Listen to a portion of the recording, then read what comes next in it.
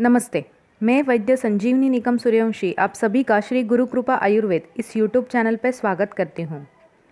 आज हम देखेंगे lifestyle choices that affects our immune system.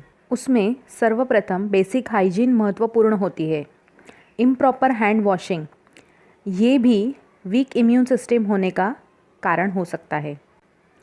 कीटाणु संक्रमित सांप्रदायिक वस्तुओं को स्पर्श करना। रिसर्च के अनुसार कोल्ड एंड फ्लू यानी कि सर्दी और बुखार के कीटाणु आसानी से हाथ से संपर्क के माध्यम से पारित हो जाते हैं।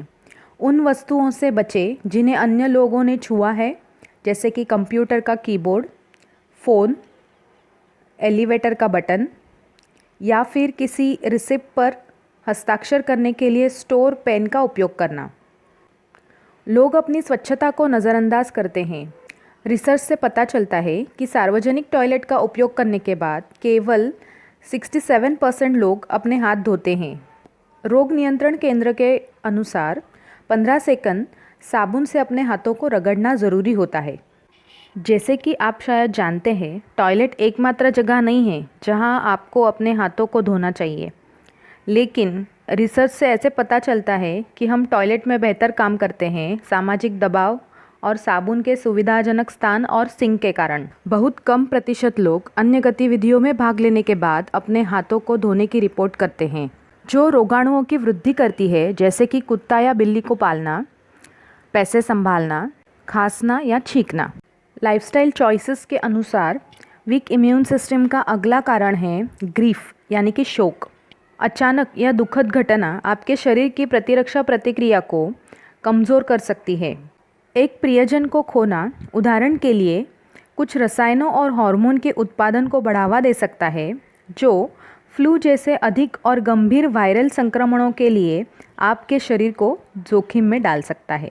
क्लिनिकल न्यूरोसाइंस में प्रकाशित 2012 की समीक्षा के अनुसार ग्रीफ यानी कि शोक वृद्धि कॉर्टिसोल प्रक्रिया और इम्यून सिस्टम में असंतुलन से जुड़ी है। कुछ वैक्सीन्स, उदाहरण के तौर पर फ्लू के वैक्सीन, ये गंभीर नुकसान यानी कि किसी के साथ दुखद घटना हुई है या फिर किसी ने अपने प्रियजन को खोया है, ऐसे गंभीर नुकसान का सामना करने वालों के लिए कम प्रभावी हो सकता है।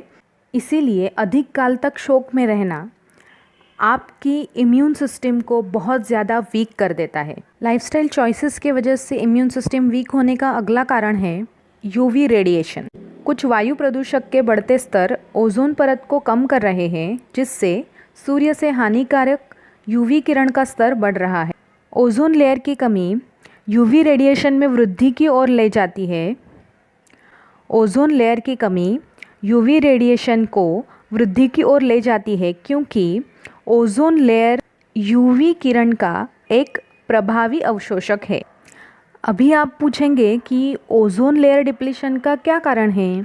वैज्ञानिकों ने ये भी पता लगाया है कि ओजोन परत में पतलापन ओजोन क्षयकारी रसायनों यानी कि क्लोरोफ्लोरोकार्बन या CFC, जो कि कार्बन से जुड़े क्लोरीन और या फिर फ्लोरीन युक्त कुछ रसायन होते हैं, ब्रोमीन या आयोडीन के साथ समान रसायन होते हैं, जो कि बढ़ती सांद्रता के कारण हुआ था। ये रसायन वातावरण में दशकों से एक सदी तक बने रह सकते हैं। ओजोन की कमी ग्लोबल वार्मिंग के कारण नहीं बनती है, लेकिन इन दोनों पर्यावरणीय समस्याओं का एक सामान्य कारण है मानव गतिविधियाँ, जो प्रदूषकों को वायुमंडल में बदल देती है।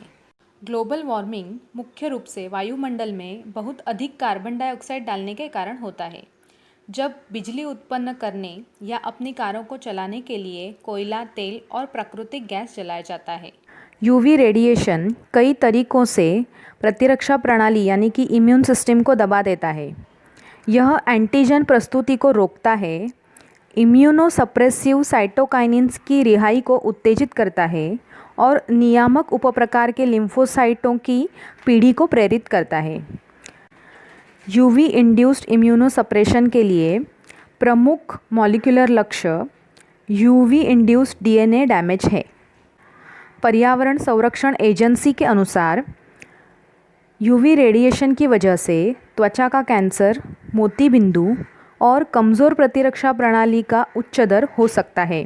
पर्यावरणीय यूवी किरणों के संपर्क में आने से प्रतिरक्षा प्रतिक्रियाओं को ट्रिगर करने के लिए जिम्मेदार कोशिकाएं भी प्रभावित हो सकती है, जिससे संक्रमण का खतरा बढ़ जाता है और संभवतः त्वचा कैंसर के खिलाफ बचाव कम हो जाता है, ऐसा WHO का कहना है। इसीलिए यूवी रेडिएशन से बचने के लिए सनग्लासेस का उपयोग करना और प्रोटेक्टिव वस्त्र परिधान करना बहुत ज़रूरी है। अगले वीडियो में हम देखेंगे ऐसे कौन से लाइफस्टाइल चॉइसेस हैं जिनके वजह से इम्यून सिस्टम वीक हो सकती है। धन्यवाद।